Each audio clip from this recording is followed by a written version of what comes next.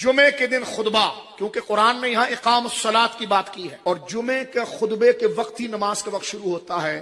جوان تندرست لوگ دیواروں پر ٹیک لگا کر، سر جھکا کر، ٹانگیں پھیلا کر خطبہ سنتے ہیں۔ مجھے بتاؤ، وہ بندہ خودکشی سے اگر نہ مرے، وہ ٹینشن میں نہ آئے، وہ کسی جعلی پیر کا شکار نہ ہو، اس کی نیند نہ اڑے، تو یہ بے سکونی اس میں نہیں آئے گی تو آئے گی کس میں؟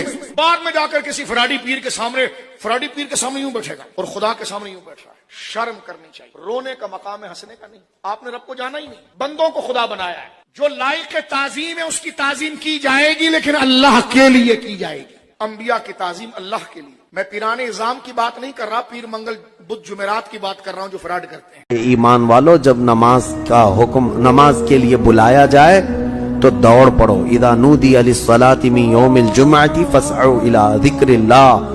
جب جمعہ کی اذان ہو جائے تو خرید و فروخت چھوڑ دو اور دوڑو اللہ کی طرف سے۔ جمعہ کی اذان کے بعد خرید و فروخت کرنا حرام ہے، حرام ہے۔ دکانیں کھول کر مت بیٹھے رہو۔ جمعہ کی اذان ہو گئی، وذروا البیع، اللہ نے فرمایا چھوڑ دو، خرید و فروخت وغیرہ ساری چیزیں چھوڑ دو۔ جمعہ کی اذان ہو چکی ہے، تمہیں بلایا گیا بھی، دوڑنا ضروری ہے۔ دوڑنے کا مطلب اللہ کے ذکر کی طرف آ جاؤ۔ یہاں تو جمعہ کے لیے لوگ خطبے کے بعد انتظار کرتے رہتے، امام صاحب نماز کے لیے کھڑے ہو جائیں گے تو گھر سے نکلیں گے ہم۔ خطبہ بھی تمہارے لیے جمعہ کے واجبات میں سے ہے، اس میں میں کہتا ہوں یہ 8 دن کے بعد جو جمعۃ المبارک کا موقع آپ کو ملتا ہے، اس کو اہتمام سے پڑھا کرو۔ ہمیں حکم دیا گیا بازار میں دیر سے جاؤ، جلدی واپس آؤ، مسجد میں جلدی جاؤ، دیر سے واپس آؤ۔ یہاں جتنی جلدی آؤ گے اتنی برکتیں ہوں گی۔ یہاں بیٹھنا بھی عبادت ہے، سانس لینا بھی عبادت ہے۔ تو کم از کم جمعے کا یہ جو اجتماع ہوتا ہے، جمعے کے مواقع ہوتے ہیں، آپ جہاں بھی پڑھتے ہیں یہاں آنا چاہیں تو یہ تو ایک تربیتی نشست ہوتی ہے کسی نہ کسی موضوع پہ، اور بر وقت آئیں، سنیں، بیٹھیں تو سیکھنے کو بہت کچھ ملے گا۔ یہ برکتیں ہیں تو کچھ وقت ضرور نکالا کرو۔ جمعے کی اذان پکاری جائے تو اس کے بعد پھر آپ کاروبار نہیں کر سکتے، پھر کاروبار کرنا حرام ہو جاتا ہے آپ کے اوپر۔ پھر خرید و فروخت چھوڑ دو، پھر تم چل پڑو اللہ کے ذکر کی طرف۔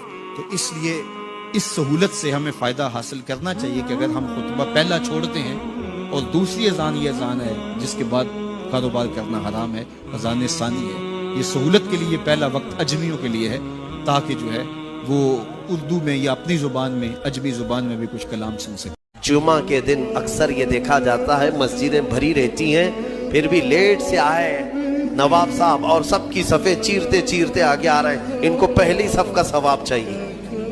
ہاں، سو کر کے اٹھ کر کے ابھی غسل کر کے آئے اور پہلی صف کا ثواب چاہیے جب خطبہ ہو رہا ہو۔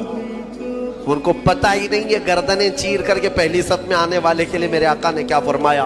حضور پاک صلی اللہ علیہ وسلم فرماتے ہیں جو اس طرح گردنیں پھلان پھلان کر کے مسجد میں آگے آتا ہے، کل قیامت کے دن وہ اسی طرح اچھلتے اچھلتے دوزخ میں جائے گا۔ سورۃ الکہف، اس کی فضیلت یہ ہے کہ نبی پاک صلی اللہ علیہ وسلم نے فرمایا جو اس کو شب جمعہ پڑھے گا، یعنی جمعہ کے دن یا مغرب سے لے کر کے جمعرات کا دن جب ختم ہو جاتا ہے، مغرب سے ہی جمعہ کا دن شروع ہوتا ہے، دوسری مغرب آنے تک جو سورہ کہف کی تلاوت کرے گا، اس کے جہاں تلاوت کر رہا ہے وہاں سے لے کر خانہ کعبہ تک اللہ ایک نور پیدا فرمائے گا۔ اور بھی بہت ساری فضیلتیں کنز العمال میں آئی ہیں۔ فرمایا کہ جو سورہ کہف پڑھے گا اللہ اسے 3 دن تک ہر طرح کے گناہوں سے بچا لے گا، اور پھر کنٹینیو کرتا رہے۔ اور میرے آقا صلی اللہ علیہ وسلم کی ایک حدیث یہ بھی ہے کہ جو سورہ کہف کی شروع کی 10 آیتیں ہیں، ایک پیج میں پوری 10 آیتیں ہیں، جو یاد کر لے گا دنیا کا سب سے بڑا فتنہ دجال جب آئے گا اللہ اس کو اس فتنے سے محفوظ فرمائے گا۔